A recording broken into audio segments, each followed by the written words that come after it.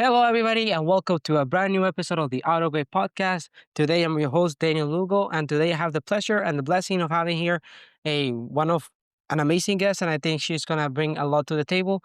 Her name is Jenny C. Cohen, and I think she's gonna bring a lot of things to the table. So please take out your notebooks. There's gonna be a lot of things to learn from this episode. So please, Jenny, can you please introduce yourself to the audience? Hi. First of all, Daniel, thank you for having me. Everyone, it's such a pleasure to be here. I help people come back into their bodies after life takes you out of your body. I'm a mom and a wife and a dancer and a performer and a teacher and a student and a coach. Oh wow, that's a lot of things. And so from what I hear, you talk to many people about their how they can come back to their bodies. But what is that one experience that you say that you were at rock bottom? Okay, there actually were several, and I will have to make sure that everyone understands that in your life, I'm 57 now. And in your life, you often will hit lots of rock bottoms. There are lessons to be learned from them, and sometimes you hit rock bottoms because they're patterns we didn't know we were replaying over and over in our lives. And sometimes the rock bottoms are just that you're in the wrong place at the wrong time. So you have to start to learn as you experience more of life which one it is. For me, one of my rock bottoms was in the middle of my chemotherapy when I was in this middle of 16 cycles and I hit about 10. And what people don't tell you, reality of doing chemotherapy is that they're injecting poison into your body and hoping most of it will go after your cancer cells. The chemotherapy doesn't differentiate between healthy and unhealthy tissue. It just goes after everything. So it's a race to kill the cancer before it kills you, basically. And I was in the middle of this second part of chemo where I was slowly losing like brain function. I was getting chemo rages and I was disconnecting from my body because it just hurt. And then I was having very severe nerve damage in my hands and feet. And as a person who expresses their lives through dance, it was hard for me to even move, forget about dance. And I remember sitting on the couch with my husband saying, I don't know if I can do this anymore. I have 6 more cycles of chemo, and I was in the middle of a really bad bout of bronchitis, so I couldn't even really breathe. And I just was really honest. And we've been married quite a number of years, and our children were about 14. And I just started crying and saying, I can't do this anymore. In that instance, though, it was really important in retrospect, Daniel, that I had gone to a therapist because I really needed someone to talk it out. And my husband froze because this poor man was working a full-time job, going with me to every single chemotherapy and managing our 2 children by himself. He should have been in therapy, but neither one of us were in therapy, right? So the important lesson from this was when you feel like you're at the end, the most important thing is for you to seek help. You cannot do it alone. Don't think you can outthink yourself, outfeel yourself, or out not feel yourself, if that makes sense. I wish I had had the wherewithal, even a friend who was checking in, which I did not have at the time. I wasn't going to therapy. Wasn't even talking about it. You know, there's a study they did where they shut up a bunch of men in a dark room. It was a scientific experiment. And every single man went crazy within 48 hours except for one man. And the only reason that man came out intact was because they observed that he was expressing verbally everything he was doing in the dark. He would say, I'm getting out of bed.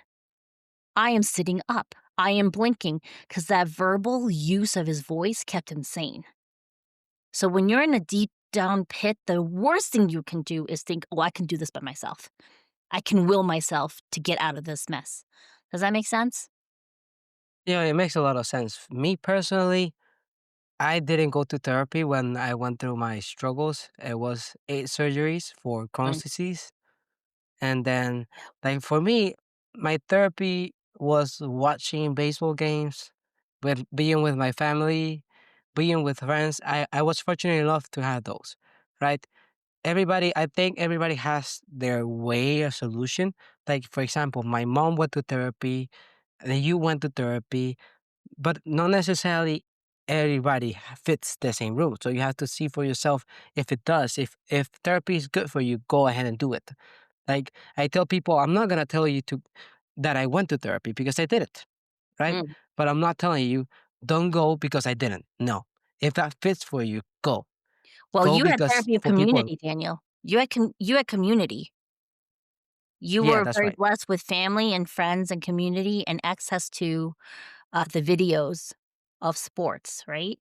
And Yeah. that energetically kept you safe. If someone doesn't have that, if you're really alone, and there are quite a lot of people right now who are alone, even listening to your podcast, and they don't have access to a community. There are usually community facilities that will have free therapy for you, right? So, absolutely. Like, if you have community, then you're good. If you're someone like I come from an Asian culture where we really don't do therapy, it's actually not approved, right? It's a mark against your family and all the generations before you. It's not a good thing to go to therapy. There's something wrong with you, right? So I like to verbalize that if you have access to it, it can be another tool in your toolkit to keep you safe and help you come out of the grayness that you're stuck in. No, it is a great tool, and everybody, like I said, it works differently for each one. Maybe it is a book. No, you sing it, right? I sing in the shower. I have no shame in saying it, but no, everybody is different. Yeah. So we are expressing here what happened to each one of us, and for you it was therapy. For me, it was having my family, right? So it works different for everybody. And I remember in part of my process, I was like, why is this happening to me? Right? Why is like everything so like why is it only happening to me? Mm.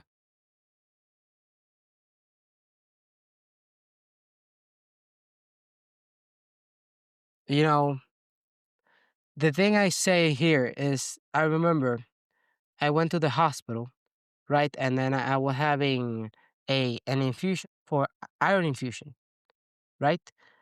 And I was like, okay, I'm signing in, I put my name, everything went all right. And then, I sign it, put my name. I say I'm here for an iron infusion, and then I saw that people before they were like, "Oh God, chemotherapy, chemotherapy, chemotherapy, chemotherapy." And I was like, I'm not going through anything. Like they're going through something worse." So that put me in a perspective of saying, you know, yours is not really that bad. So keep going. You know, be on be on your head, be on your head, be there because people are going through something tougher. I don't know what you think about that. I think it's really important to remind ourselves of how lucky we are. That's always important. And what I discovered, because I'm 57 now and having gone through not just chemo, but like one of my kids having been under suicide watch, and then another one of my kids being diagnosed with type 1 diabetes, which is when your pancreas stops making insulin for you, right? And then recently my husband at this recording, I don't know when we're launching live, my husband was in the hospital for the end of October through most of November, and he ended up going in and out of the hospital twice with 2 huge surgeries back to back within 8 days of each other. And so, like, we're very grateful he's alive, and of course, I still have to talk through and have him work through. You feel like, "Why me?" Like, what grand scheme of things did I end up with this card of these things being handed, not me personally, but my children and my husband? And then me also understanding I was really lucky that I had the type of breast cancer that they had a cure for, because I have many friends who did not live after they got breast cancer, right? It's that balance, Daniel, you know, that yes, your appointment was the iron deficiency and above you were all the chemotherapies. I can still hold the suffering you went through for all of your surgeries, because those are hard. Those were not a walk in the park, I'm sorry. Like, you may want to you, they may be now, but as a person that has walked hand in hand with many people who have had suffering, the biggest thing I want everyone to hear is that your suffering is real to you. And it's okay to want someone to witness it and then move on beyond that. Of course, you can't live in that suffering because then you don't learn anything from it. It's just sometimes for some of us, we need someone to hold the space and go, yeah, that sucked. That was no walk in the park for you, you know? I'm so sorry that I happened, guarantee that. right? I can certainly I can certainly say that it wasn't a walk in the park. Like now, it's like I joke around my family. I was like, one more, one less. What is it? And then, but I that's joking. But it is important to realize that when you're at rock bottom, and then you are there, like when you don't see a light of day, like you might see the sun, but you're not seeing the light, right? So you're just there by yourself. And it is important for you to realize that that's all gonna be gone, that this is just an experience. I think one of the things you said previously is that sometimes it's just bad timing, being at the wrong place at the wrong time. What I think is it's not being at the wrong place. You're at the place that you should be, right? I believe that you have to go through that for a better version of yourself in the future. If you're going through it, it's not that because you were there. You were meant to be there for you to learn those kind of things. And later, you will realize that, okay, this is why I went through it. You're not going to realize it at the moment. You're going to realize it in the future when you're going to see, okay, now I see why I had to went through it. Because I say to people, I am 100% now better than I was when it all started 3 years ago, right? I'm having this podcast right now, and I think you will say the same thing yourself, right? If you hadn't gone through your experience, I don't think you could have been able to help your children, your your husband. I think it all goes hand in hand. So I think it's more being realizing that you were meant to be there and that you are meant to learn something in that storm. It's meant for you. I think you're absolutely right. Sometimes though, it's easier for people to feel like, oh, if I had just listened to my gut instinct and not done that, I could have avoided it.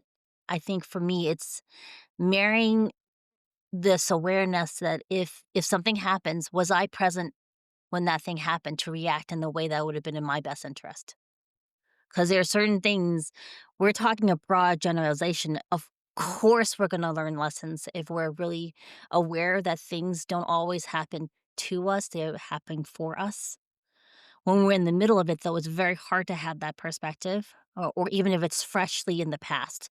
It's more with distance, we can see the lessons in it, right? Correct. For like when my daughter was self-harming and under suicide watch and in the deep, deep lows, when she was in the middle of it, it was impossible for her to see any lesson in it. Just, it was after 2 years of therapy and she was on a medication and then, a lot of care. We were really lucky she expressed that she was in despair. A lot of us are very silent about it. So part of for me always is being able to hold space for someone who can't see the lesson. When you're in the middle of that lesson, or the experience to give you the lesson, the only things that would get through to my daughter would be, "If you weren't here, do you know how much suffering it would be for us, the family?" Like, do you understand that? Because sometimes she just wanted to stop the pain of being alive or whatever the experience was when you're deep in the middle of it, right? And so for if any of your audience members are in the middle of it and they found this podcast and they're trying to get to the next minute, right? The key point is to remember you may not see the lesson. It may be impossible to see for you. Know what it would feel like for your community or your family if you weren't here, how painful it would be. It was the only thing that got through to my daughter, honestly, Daniel. My daughter was already like, trigger warning to the audience, like pretty severe self harm, bad, like ideation, making plans type of thing. And the only thing that took her out of this really dark low was reminding her of the pain I would go through, her brother would go through, her father would go through, and that's the only thing that prevented her from relapsing, right? Or um, I started fostering kittens when she was really low, and I would just put the baby kittens on her. She didn't do anything. She just slept for like days and days. And then as she came out of her dark hole, she started helping me with fostering the kittens, and it became a she had to be really taking care of herself to be able to be in tune with the kittens. I don't know if you've ever taken care of kittens. Have you, Daniel? No, I personally would love to have a dog, but my mom doesn't. Well, we fostered baby kittens, and I specialize in neonatal kittens, the newborn kittens, the ones with their eyes closed. Sometimes I would get them with their umbilical cord still attached. And those baby kittens are very delicate. They're very fragile. They can die within a day. And for me to foster them and then have my daughter taking care of them with me meant that she had to be really present, really taking care of herself before she could help me with the babies. And that was the next step after she came out of her low. If she couldn't take care of herself, she wasn't allowed to touch a baby kittens. Kind of like you want the dog. And so slowly, slowly, she got better and better. And we have a lot of pets at home. And it was always understood if she didn't take care of herself and make sure she was present, she couldn't take care of the pets. And that pulled her out of her own pain, right? And then now she's just like you, Daniel. She knows all her lessons. She can understand it. But in the middle of it, it was impossible to see. And the only thing that could get through to her was to remind her of how much pain the rest of us would be if she wasn't here. No, that, you know, I personally feel close to that, your story of your daughter. I wouldn't say that I was in the suicide watch, but I was really into, you know, why? Why me? I haven't done anything wrong, right? And for me, it was like I went through one surgery. I had to get up back again. And for me, it was all more for like my family. I was like, I want to have a smile because if I don't, I bring everybody down, right? If I might be dying inside, but a, s- if I don't show a smile, if I don't bring joy to the family, all I'm doing is bringing everybody down. Then later I realized, I'm gonna be an example. I'm gonna be the example not only for my sister, for my family, for my cousins. To if you get knocked down, you can get back up. And for me, it was one surgery. I got out. The next one came. I got out. The next one came. So it was all back to back to back. And honestly, in 2025, we are still in 2025 by the time of this recording. I went through at least three surgeries in the span of this year, and it was all. I got back to my everyday life, and then I go back to the hospital, and then everybody back to daily life, and then back to the hospital. And it's hard because you are so used to doing whatever you wanted, right? I wanted to play baseball, right? That was my dream. But with the first surgery, that was knocked down. I haven't played baseball in the past 3 years. So it is something that you have to realize that yes, and I totally get it. You're not gonna realize it in the moment, but for the people in this podcast, I think it's important for them to hear that in the lesson, even though you don't see it right now, you have to believe it is for a reason. That there is something to learn there, right? And then to push to see because when you're in your darkest moment, that's when you need to push more. That's when you need to ask yourself to push the hardest. Because if you don't, you're not gonna see the light of day. If I didn't push myself to bring a smile, to be there for my family, to have time with the family, to make the whatever with the time that I had, do whatever I could. I couldn't do much, but I had to do something. If I didn't do that, I wouldn't get better each single day. When I was in the hospital, they asked me to walk one lap around the around the hospital floor. When I did, then I came back to the hospital bed. I was really tired, but I needed to go back and not do one, but do one and a half, do two, two and a half, three, because each time you're gonna get better. And then by the time, like couple of weeks, couple of months, I could do anything. right? Because if you stay stuck in the darkness, you're not gonna get out, right? For your daughter, it was the kittens, and it's incredible, right? I think animals. For me, I'm a fan of dogs. Honestly, here I'm not a fan of kittens, but everybody has their opinion, okay? But she saw the light of day with the kittens, and she started to better herself, takes care of the kittens, right? Every took care of herself, and then years later, she sees it, or I don't know how much time it has passed, but time later, she's gonna see, okay, I had to go through that because I had to learn to take care of myself first. For example, that might be a lesson that she learned. But if you're stuck in the middle of the darkness, know that you have to push, because the lessons are not gonna come by itself. Be alone in a room and say to yourself, I know I'm going through this, but I know that I can get out. I believe in God.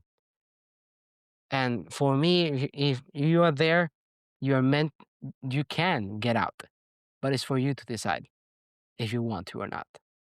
And with that in question, I wanted to ask you, what motivated you or what motivated your daughter to come back into the light of day? Oh, Daniel.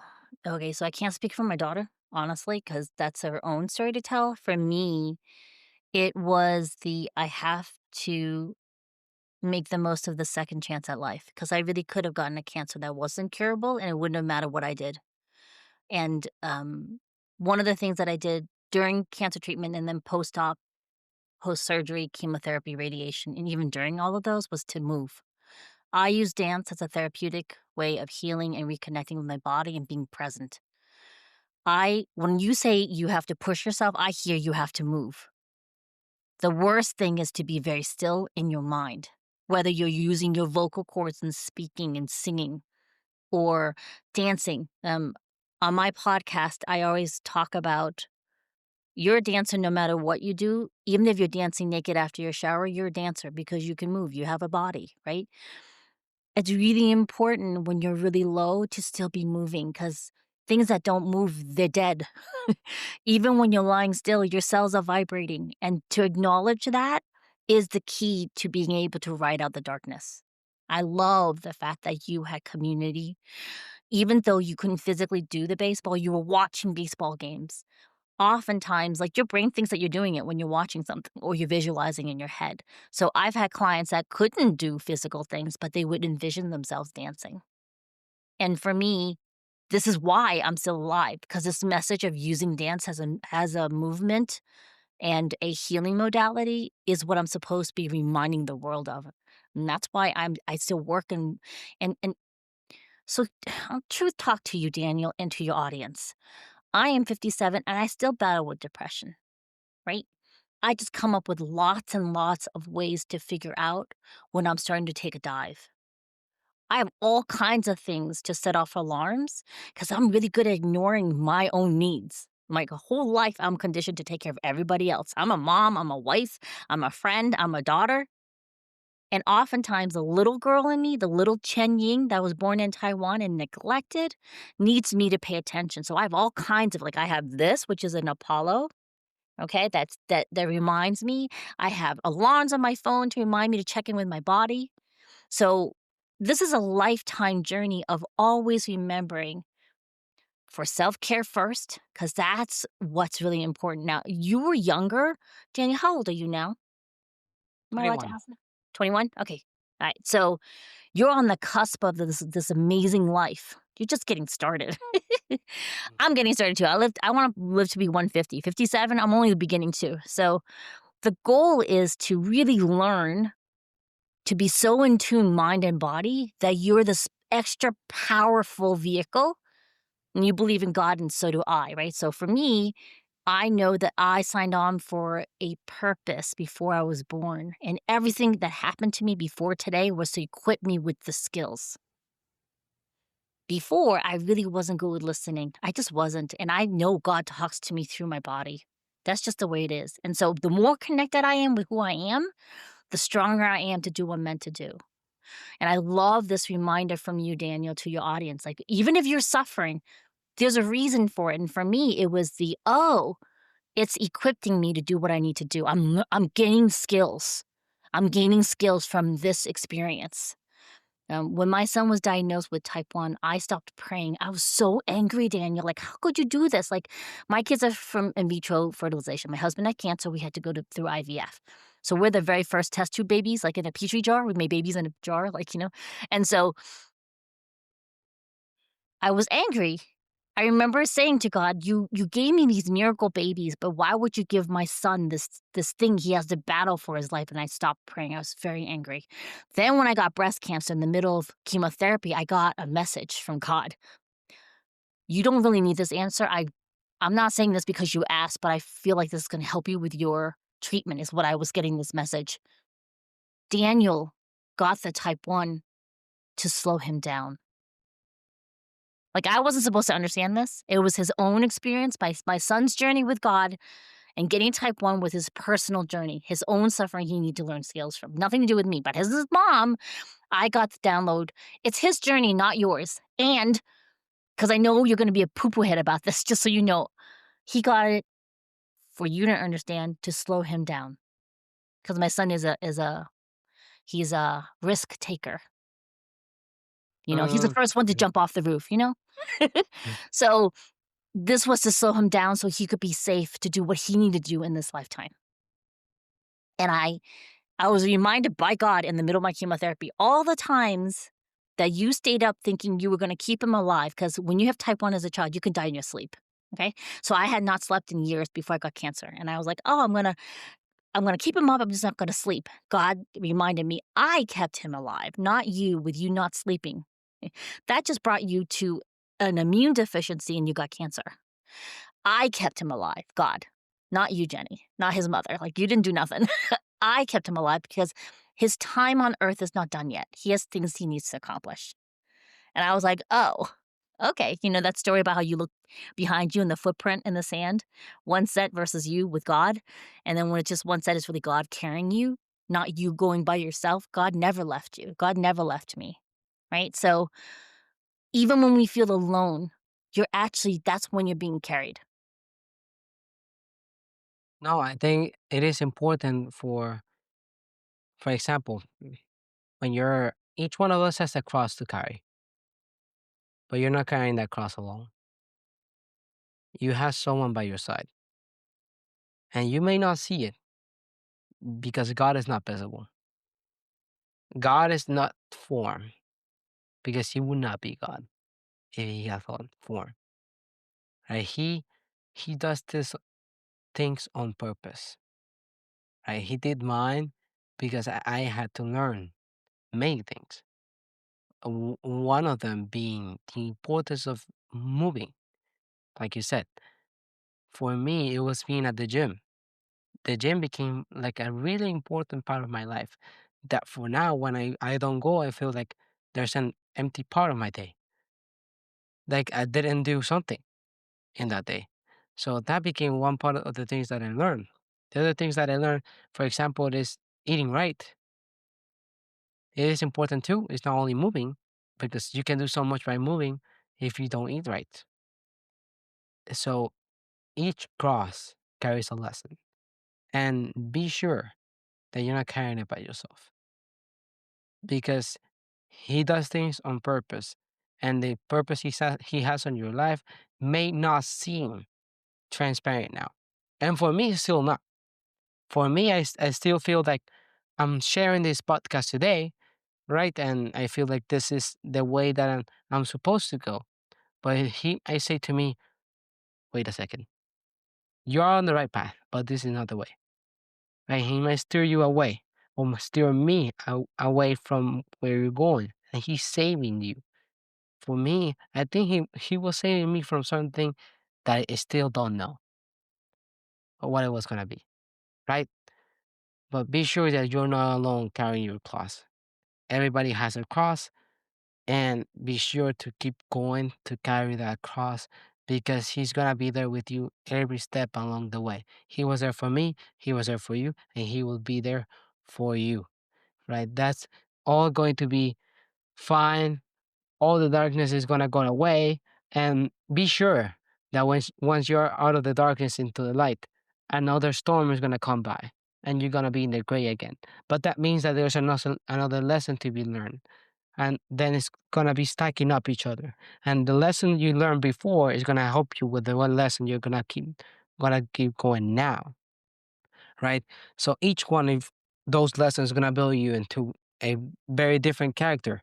For me, I'm a very different character today than it was 3 years ago, and then I'm gonna be a whole lot different 3 years later, to 2025, 2028, than in 2025, right? So each lesson is gonna build you up, and which each lesson you're gonna be better.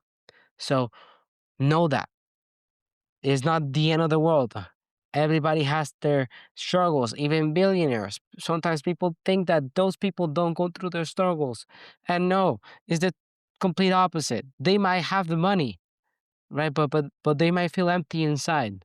They may be successful in this life, right? But they're not successful. And I say this, I prefer to be successful in the book of God than in the book of life. I don't want. If I get it, that's fine. But I don't want the millionaire house. I prefer, right, to help people because I have a smile on my face when I help people. That's me. And that makes me happy. Find what makes you happy and make sure that aligns with what God wants from you. Because if that doesn't align, be sure that God is gonna steer you away in somehow in some way. And if you don't believe in God, that's fine. That's fine. Our goal here is not to push you into believing in God. Our goal here is to spread out our experiences. And if you feel that you want to connect to God, great, amazing. I'm accomplishing two things at the same time, right?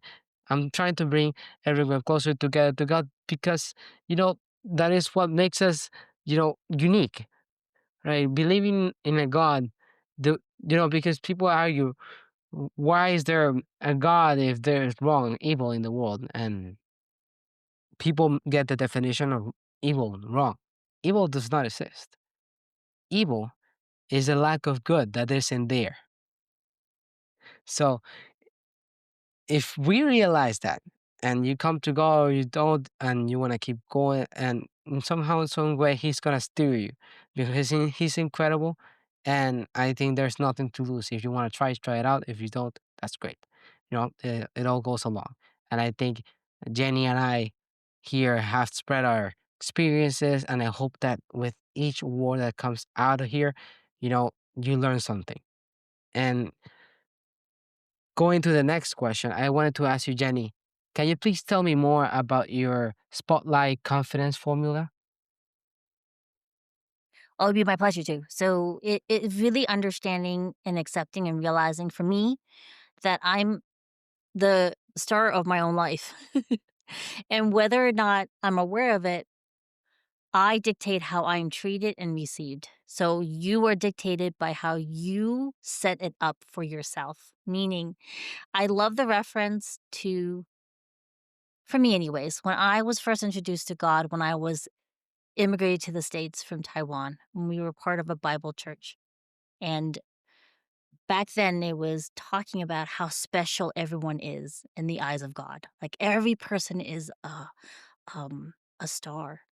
And for me, everyone that comes into your influence or into your space, you are still the star, the center of your own life, no matter what.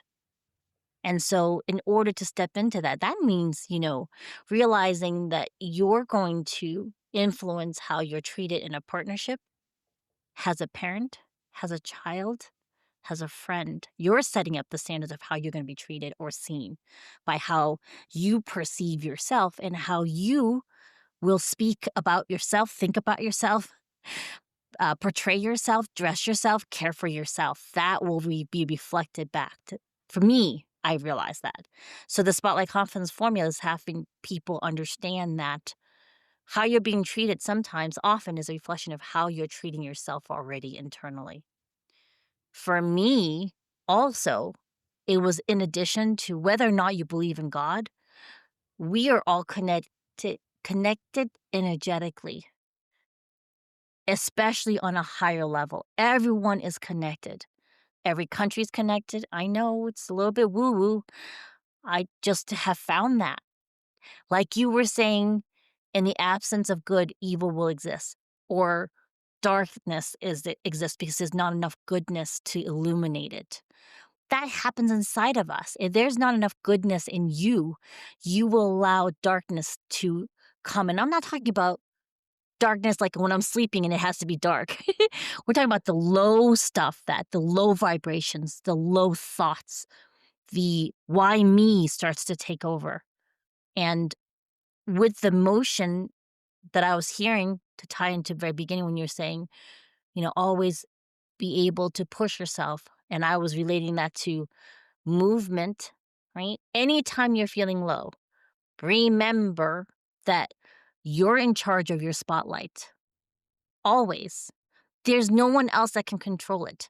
And the second thing for me was, if you're not taking care of yourself, similar to what you were saying, Daniel, about how to eat correctly, how to rest correctly, your body is the only thing that will be with you for all of your life. Nobody else, not your mother, your father, your sibling, a teacher. Your body that you're physically in is the only thing that was with you when you were born, even before you were born, and will be with you until the day you die.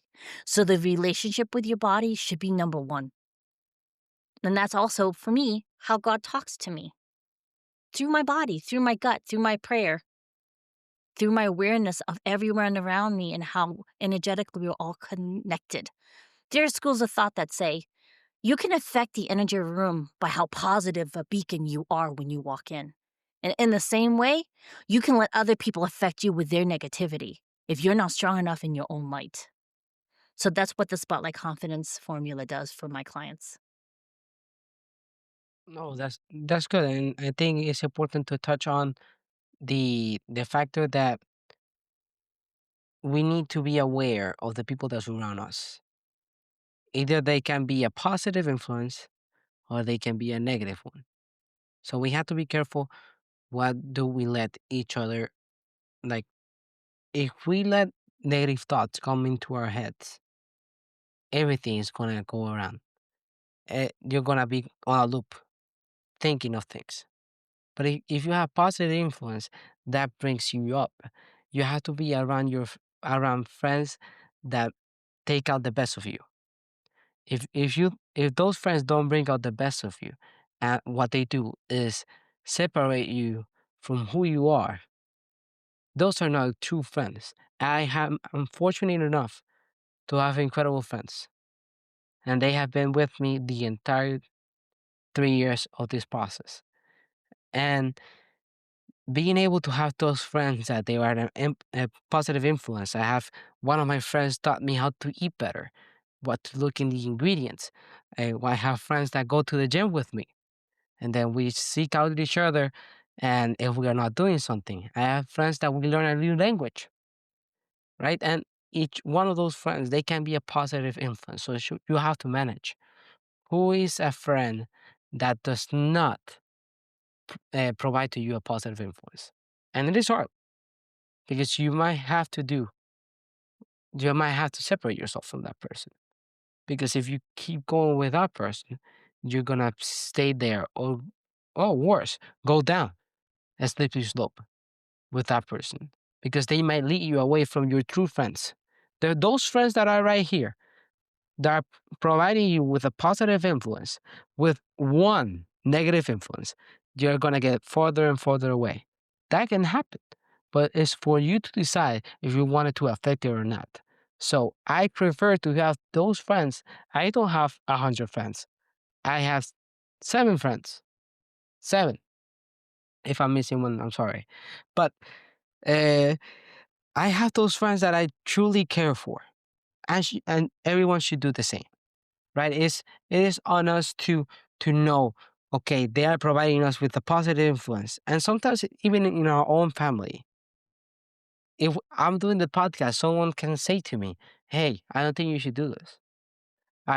You shouldn't do this because of this or because of that." Hear them out, right? Don't be a hard ass. Hear them out, but it's on you to decide, right? If you want to continue on with the podcast or continue on with your project, anything. So it is important for, like you said, realize who's around us and be that positive energy in the room. Be that person that when you come into the room, people are happy to see you, right? People are happy to see because they know what is coming, right? They know that joy is coming. If you come into the room with a sad face and your head bent down, do you think people will want you in the room? No.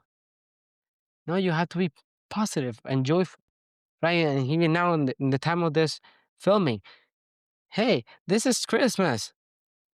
Hey, we have to be joyful. Bring that joy into the room. And with that, Jenny, I wanted to ask you, what was the biggest takeaway in your journey? Ooh, ooh, that's a good question, Daniel. My biggest takeaway is that I, Jenny C. Cohen, I am a worthy person to be able to ask for joy, peace, and also worthy of love. Now, you would think, well, Jenny, you're married how many years and you have kids and you're beloved by your parents. Like, why would you not automatically feel that? Believe it or not, majority of people don't believe that this is a birthright. We don't have that. And I think that if I had learned this lesson earlier, my lows would have been less gray. It would have been a little bit less painful, you know? I know that in retrospect, I slowly had to learn them. I just would have loved to learn them sooner so I could do more of what I'm meant to do. The more we resist the lessons, sometimes they'll keep repeating until you learn that you are worthy. It's your birthright to be loved, feel joy, and actually have peace when you need to rest. Because oftentimes we overwork ourselves thinking we just have to keep proving that we're worthy, but you were born with that worthiness, right? And oftentimes, okay, so let me get really woo woo out, Daniel. Sorry, it's really important. The Sometimes, stage is yours. yeah, right? Sometimes you're the generation that's supposed to heal lessons that weren't learned by the generations before. All right? Sometimes some of the things you're suffering from is because you inherited patterns or generations of something that you are now aware of that you need to heal. And I promise it ripples backwards to generations before. So hold on to that. Sometimes the why isn't directly related to you, but you're the one who's going to solve it and heal it in you, and then through you ripple out to everyone around you. No, that's incredible. I think, I'm gonna ask the question, but I think you hit it right away. So before we go, what would you like to leave for the person hearing this podcast? Learn to play more. And when I say play, not play to win anything, just play to revel in being alive. I had to learn to play. Would you believe that, Daniel? I never learned to play as a child.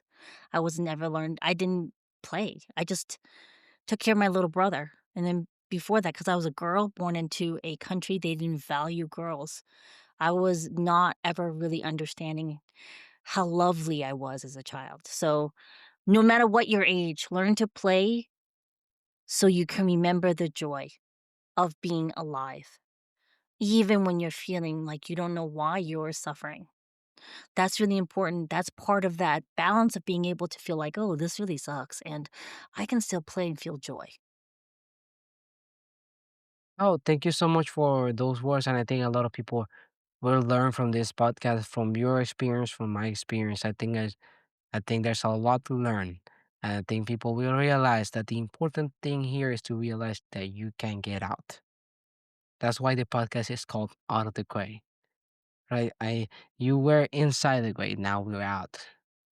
And what we're trying to do is spread what worked for us.